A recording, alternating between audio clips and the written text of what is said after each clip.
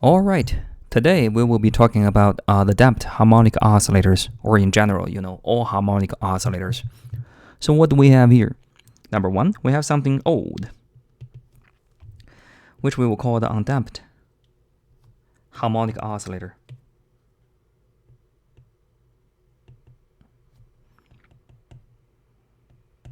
Okay, that's where we have no friction, which we did before. We imagine, okay, if we pull this in a little bit, this one is going to shake forever. And then the differential equation is given by this, MA equals negative Hooke's law.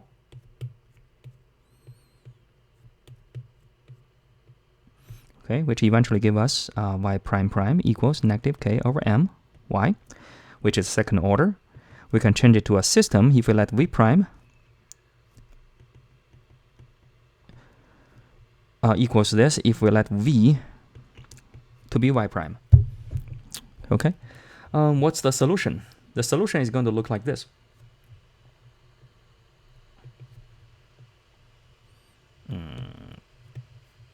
Let's put things in this way.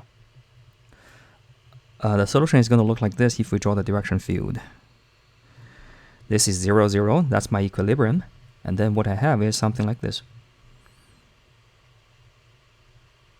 In my YV plane, okay, which we get from the direction field. Okay, I can't draw it by hand, so but you know roughly if you choose a different initial condition, you are going to have a different elliptic shape curve here.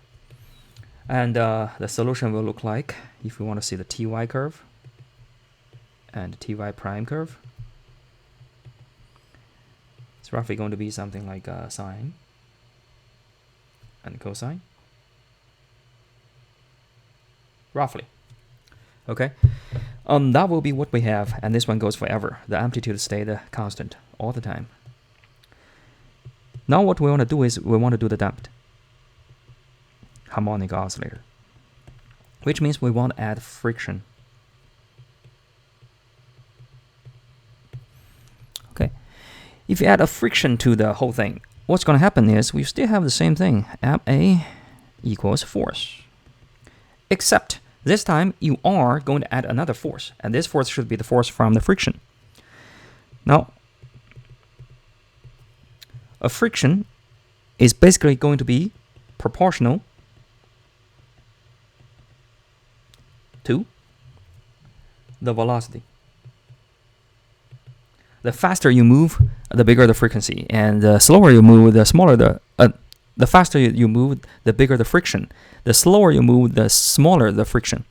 It also has something to do with your pressure on the surface, but since we already have an object, we know m, we roughly assume we already know this.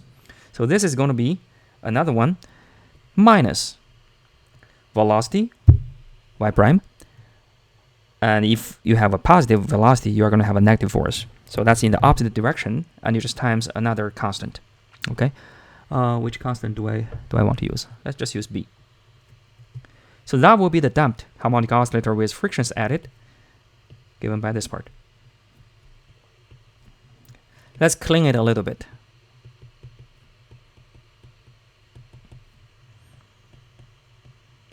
Here, your k is going to be your spring constant, your m is your mass, and your b is your friction constant. And of course, if we just focus on the mathematical expression, you have nothing but y prime prime equals py plus a qy prime. Oh, let's switch the order. Py prime plus a qy. Or even you can move everything to the other side, and again, the q can be any number. So finally, we can clean everything to be like this. If we ignore the physical meanings, where PQ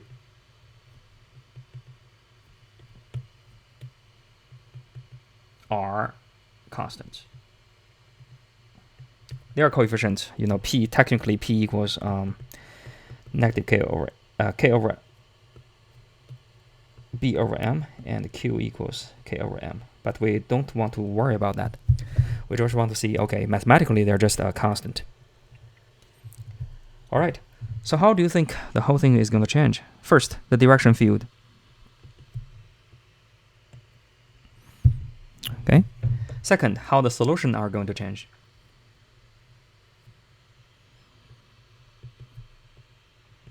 So if this is y, this is your v, which is y prime.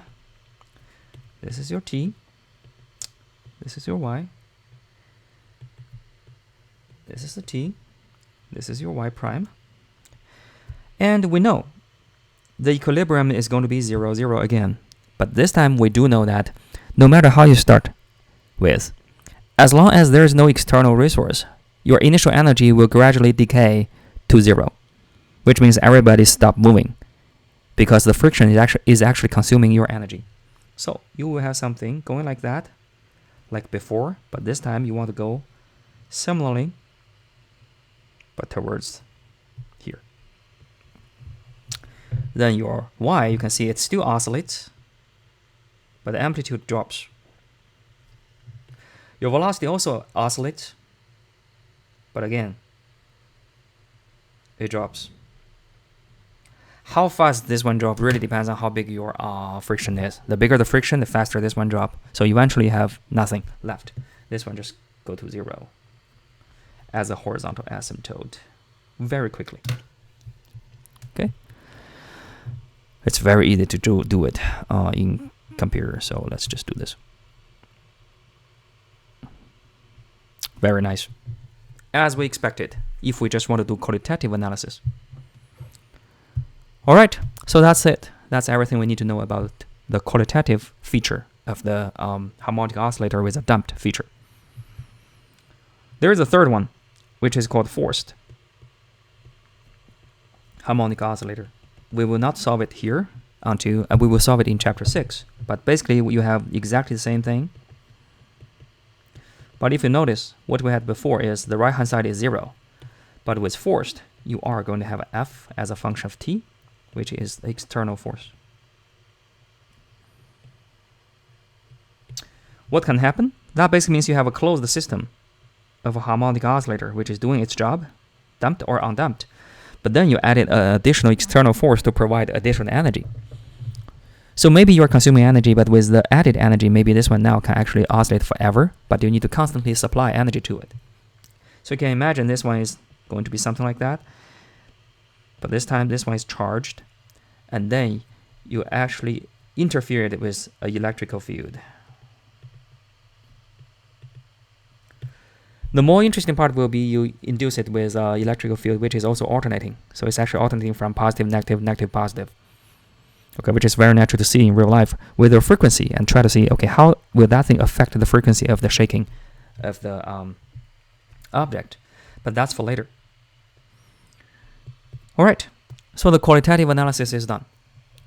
The second part, however, we want to go ahead and solve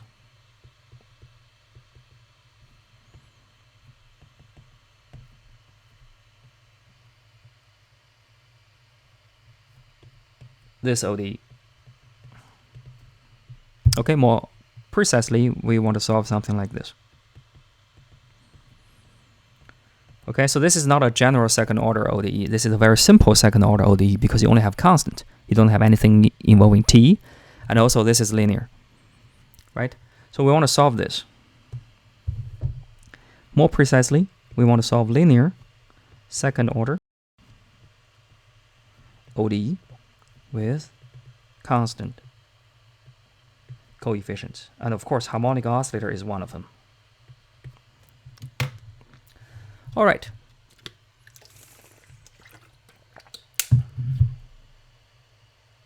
How do we do it? Well, you can try it with sine and cosine. It's not working. You can try it with exponentials. And maybe we should try it with exponentials because so far everything we have seen is either sine, cosine, or exponential. Okay, so basically this is a very, I don't know, out of nowhere guess. It's kind of, you have a hint of this. Meanwhile, you don't quite see it. So let's just guess.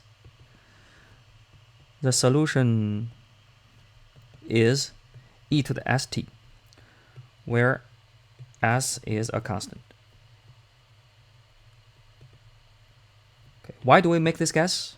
Later we can see why, but for now it's just an educated guess. It's not random, but it's not too smart either. It's just like I have only seen this before. So I'm hoping the solution looks like e to the 2t, or maybe e to the 3t, or e to the 9t. Okay, I'm hoping. Okay. And let's see what's going on. So let me take a solid example with a fixed constant. Okay, let's guess. Okay, s is a constant. Now what am I going to do? I'm going to take y prime. That is going to be e to the st times s by the chain rule.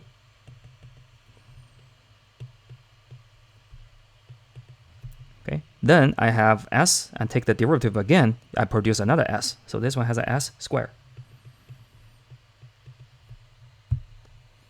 So far, we still don't see the point.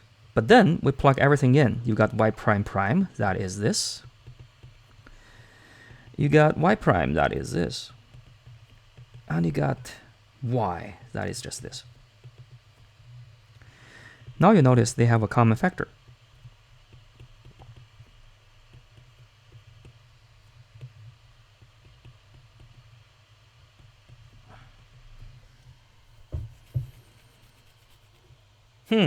That's interesting. Now you have two things multiplied together equals 0. The question is, it's either this is 0 or the second is 0. But we know this one is never 0. It's always positive. Then the only possibility is s squared plus 3s plus 2 equals 0.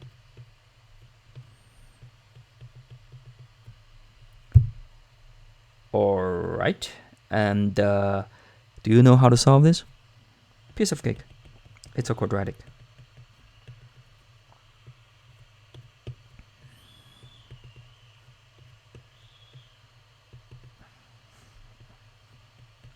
That means what? That means the solution is going to be either this, or the solution is going to be this. Do you believe so? Let's try one really quickly.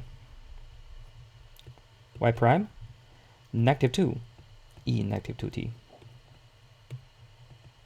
Y prime prime equals negative 2 square, e to the 2t.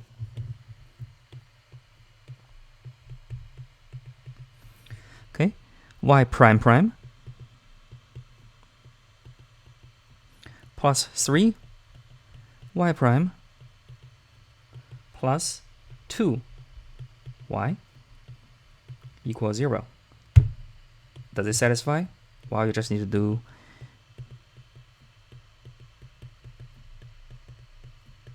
and then I don't even have to check because this is exactly how I got negative 2. I set this one to be 0, right? So of course if I plug in negative 2, this quadratic is going to be 0. But you can verify. Okay, it's going to be 0. So this one does solve the problem. You can quickly check this one also solve the problem. That's interesting. So by making a random guess, almost, it's just like I guess the solution looks like e to the st, I can transfer the original problem into solving a quadratic equation. And once I solve the quadratic equation, I got constant, then this constant is going to give me solutions. All right? Is it all?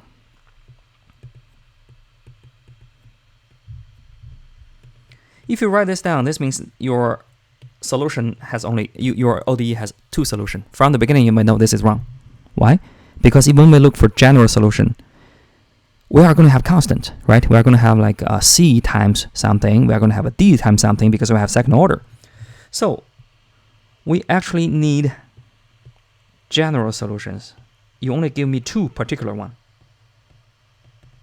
That is not going to solve it. But then I just say, well, if that is work, this one is also going to work. Okay? If that is working, this one is also working. I times another different constant D. And then I claim, if both are working, this plus this is working. Why is that? That is because my ODE is linear. And as long as you are linear, one works, the other one also works. If you just simply take a plus, because it's linear and homogeneous. And then at least everything in this format, and you can verify by yourself by taking C to be 3, D to be 2, and any random constant. This will satisfy. And then I claim this is going to be the general solution, because if it's second order, we only need 2 constants. It will be very strange if we have 3 constants, and we already have 2 constants. So it's solved.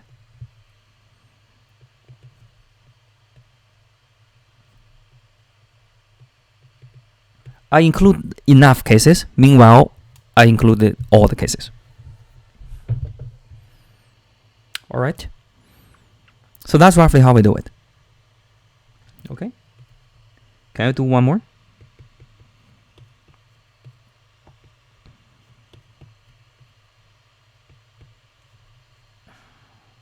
Hmm? 5y.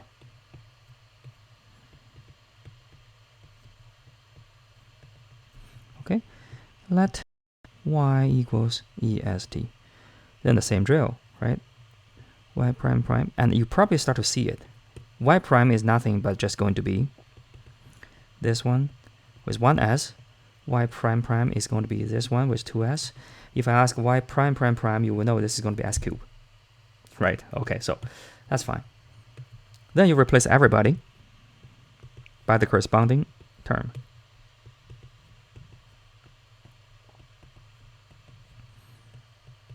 With the corresponding coefficients.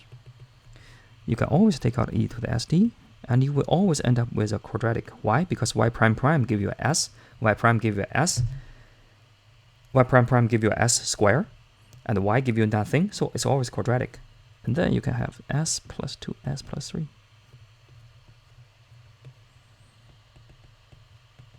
This implies s equals -2, or s equal to -3. Then I have 2 solutions. The first one is e to the -2t. The second one is e to the -3t. And then the constant times them will also work. And then finally the general solution looks like this, because it's linear and homogeneous.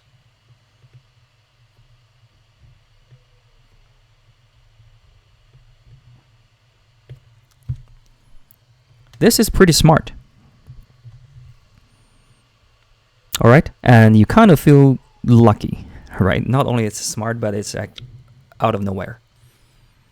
Okay, later we will see why we're doing this, but for now, just get familiar with the procedure, and I'm sure if you're careful enough, just think a little bit deeper, you will see a lot of interesting extensions of what you have here. I'm just going to tease you a little bit. I won't give you the answer. Okay. The first one. You are trying to solve a quadratic. It seems like every time you do this thing, you end up solving a quadratic. Okay. But when you solve a quadratic, how many different solutions can you get? Actually, you can have 2 real solutions.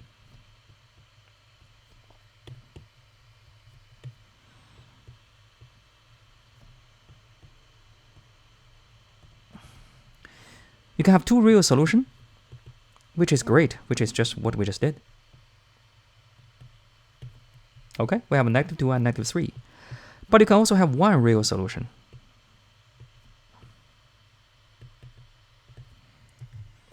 That is, you can even make it up. It's like y prime prime plus 2y prime plus y equals 0, because this one you are going to end up with this. Solve it, you only have 1 solution, that is s equals -1. It's no problem, you can still have this. You can even have this. But now the problem is you cannot have this one as your general solution, because to have the general solution, you need 2 constants. It's second derivative, right? If you take the antiderivative for twice, you produce 2 constants. This one only have 1. So you need 1 more.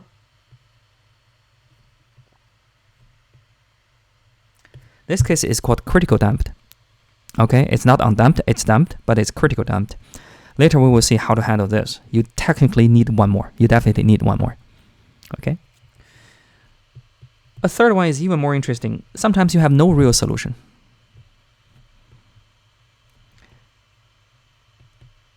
It's not even difficult to make it up. You can have just y prime prime equals plus y equals 0.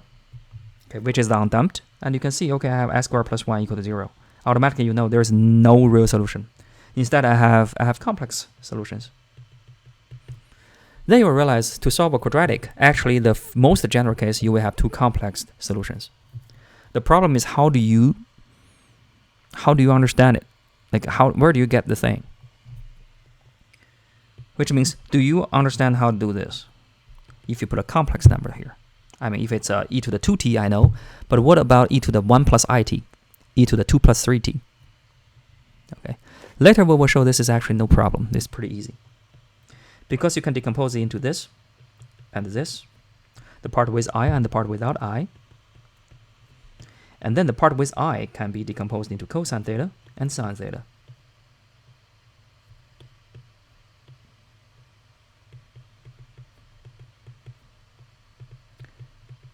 If we just use a famous formula called Euler's formula,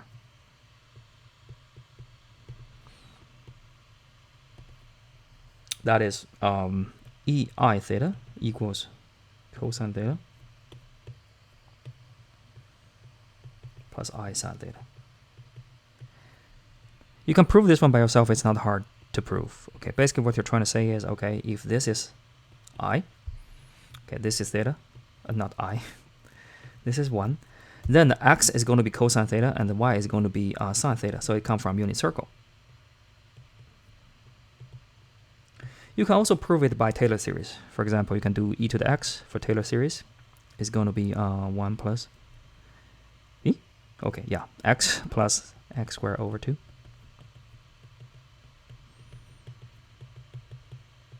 Okay, you're not required to do this, but it's recommended that you just try it for fun. You know this. You also know cosine x equals the same thing.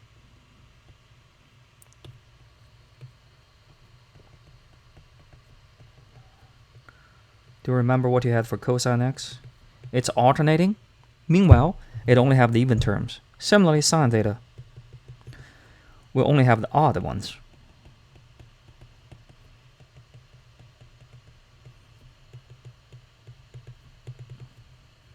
So now if you plug in what we have here, for I theta, you can see some of them is going to have I, some of them is going to have I square, I cube, I fourth. Everybody with I and I cube and I fifth is going to end up with I because I square equals -1. That will be the sine term. Everybody with I to the square, I to the fourth, you are going to have the real part, which is just the cosine part. You can see they match exactly if you plug in I theta in this. Moreover, the I square will produce a negative every time. That's why you have alternating. So it's doable. So even though we haven't done it, okay, it's doable.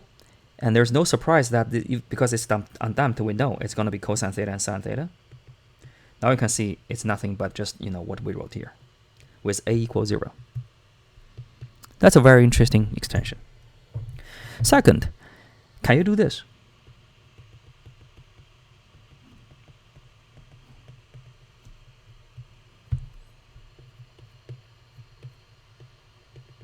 Well, let y equals e to the st. It's not hard to show. You can show by yourself. You end up solving. Number one, this part is not important.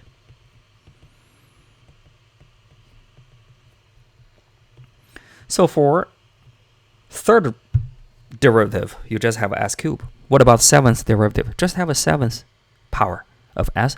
So you will always be able to transfer the original differential equation into finding the roots of a polynomial.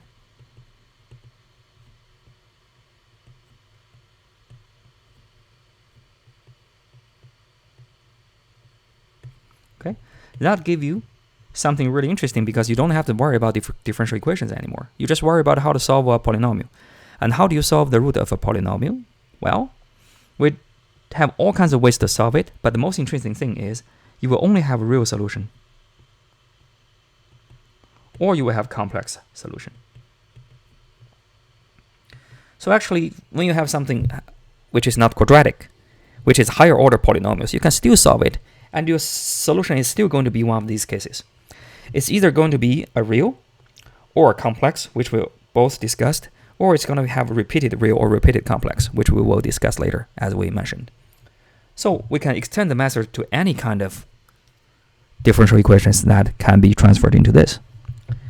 Then finally, you need to ask yourself, what kind of differential equations can be transferred into this? They had to be linear. If you have a y square, certainly it doesn't work anymore. You are going to have e to the st square, which you cannot factor out. All right? They have to have constant coefficient. If you have y prime prime plus t square y prime plus 2y equals 0. When you solve everything, you have t square s. That's the moment you don't know how to solve this thing. Okay? So, can't do this either. Actually, what I wrote was wrong. You cannot even take the derivative up to that level. Is it? No. Take it back. What I wrote is still right. You just cannot solve the algebraic equation. Finally, you know how to do this. You just need to factor it out. And once you factor it out, it's easy to solve, right? So the attention is actually paid to how to factor things out. However, that only works if the right-hand side is 0. Which means if the right-hand side is not 0, you will end up with something like this. That's the moment you just give up. There's no way I can solve it. If it's 0, 0, 0. But if it's cosine t, anything can happen. All right? So I will just write it here. We're not going to solve it. But basically anything that is linear with constant coefficient, which is homogeneous, the same method works. You just assume your y is going to be e to the st, where s is a constant. All right. So that's everything we need about how to solve the harmonic oscillator problem. The third one, we just want to introduce another interesting application. In electric circuits. The idea is this, okay? There is something called Kirchhoff's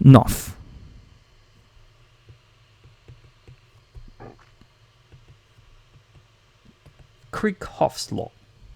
Okay? Basically, it works for an electrical circuit.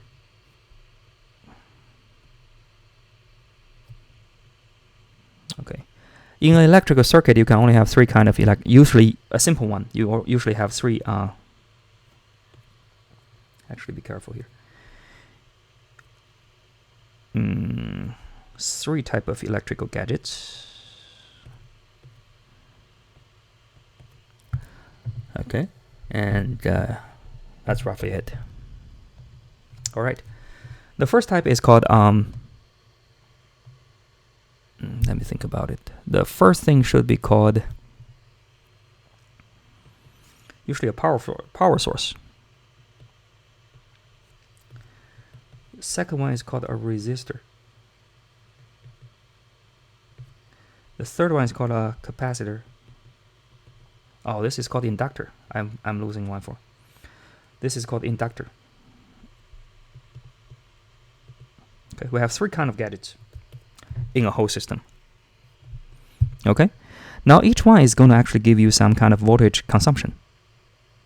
Okay, and the total voltage in the whole circuit should be 0. So this is the principle. The total voltage in a circuit, close the circuit, should be 0.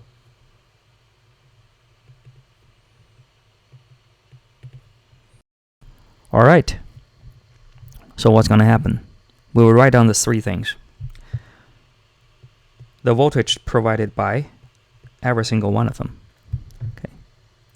So by resistor, the voltage is going to be provided by, do I use V or U? I think it's U. By resistor, it's going to be IR. This is Ohm's law, where I stands for the current, and R is the resistance. This is called Ohm's law. Okay. Second, you have the capacitor.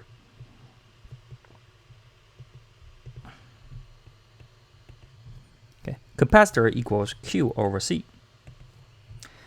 Here, Q is the electrical charge.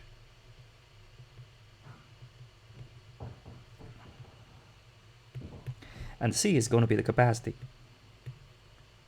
Because basically what a capacitor does is you put a lot of electrons on both sides, therefore to create a voltage. Okay, so capacitors is this one. There's no current actually going inside it because it's broken. Okay, it's not connected. And then you have charges on both sides, and of course the voltage will depends on the properties of the capacitor, like what materials you have and how big is the gap, how big is the areas. And finally you have the inductor, something like that.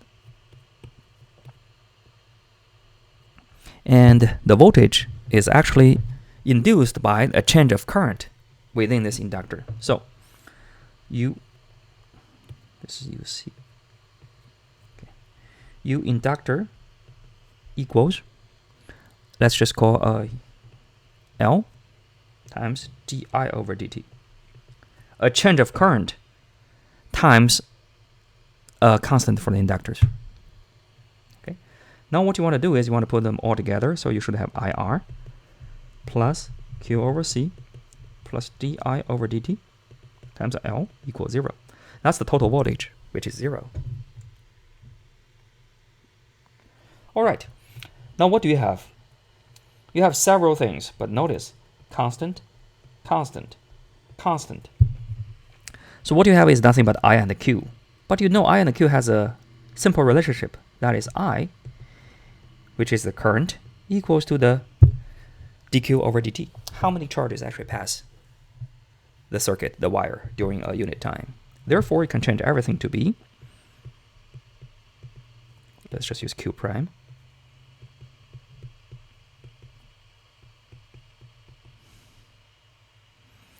I prime, which is Q prime, and then prime.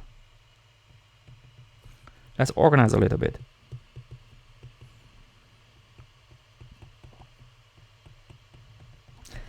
And let's divide by L and denote them by constants.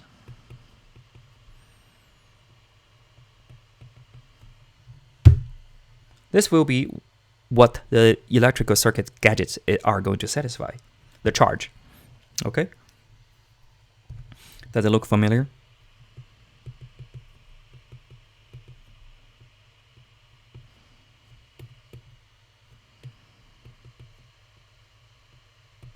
Okay. This is from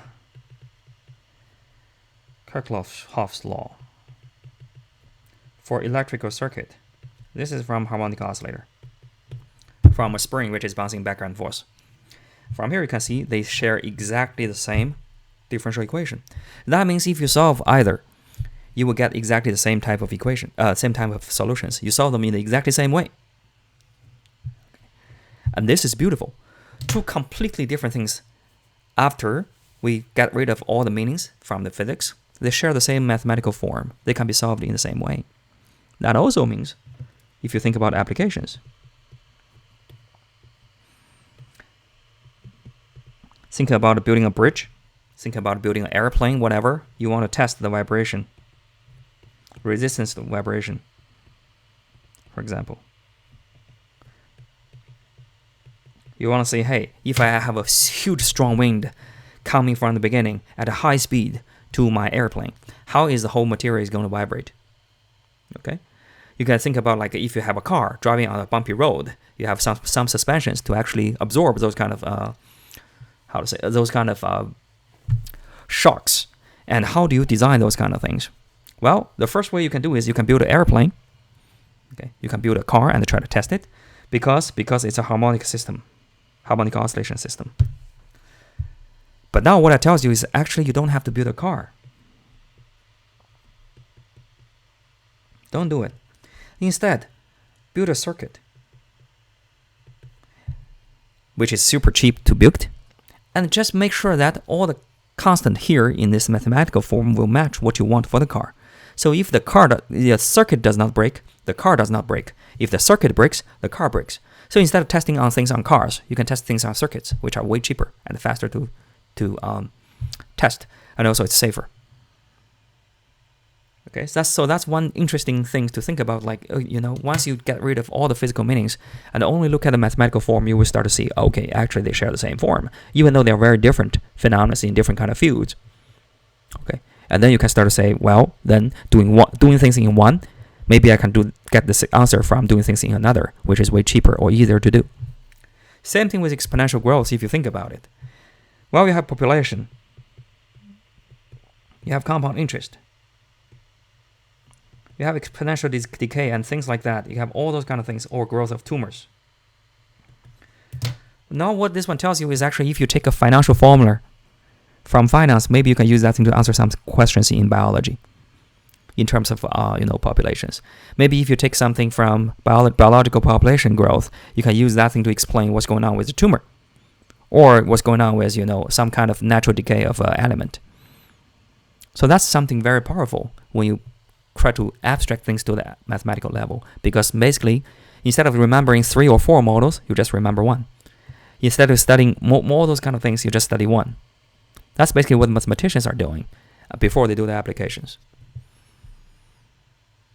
All right, that will be all for this section.